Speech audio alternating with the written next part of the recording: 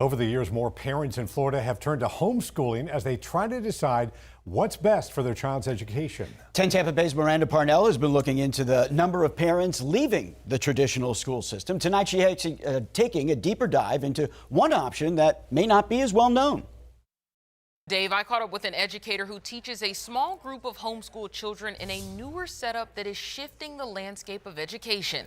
I headed out to the Homeschool Village where the founder says students cover all the bases of a typical education with extra experiences like outdoor learning days, African cultural infusion, and individualized learning tracks. In Florida, the classroom has recently become a battleground when it comes to everything from books. That's a false narrative in service of using our schools for indoctrination rather than education. To Black history. You're suppressing the stories of the African American community. Now, many parents are searching for other educational options. And in Tampa, we focus on our core subjects, math, science, the arts.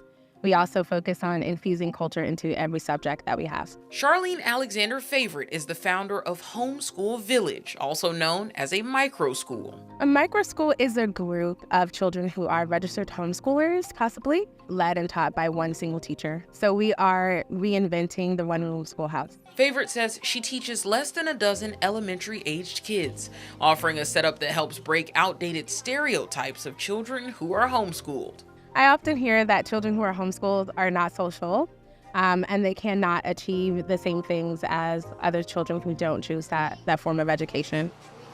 And him made this piece. And this is what the... And that's not true at all.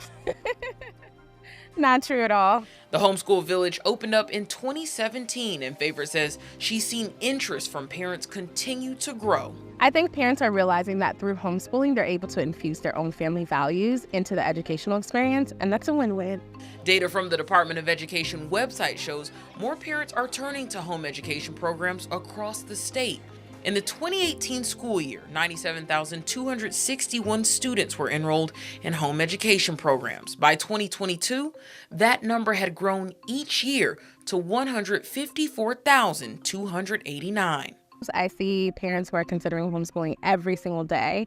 They really just want to know how to get started, where to look for information, and if they really have to do it all themselves, or if they can pay someone else, like me, as a microschool owner, to teach their children and have them on board. And Favorite says she already has a wait list as more parents consider educational alternatives.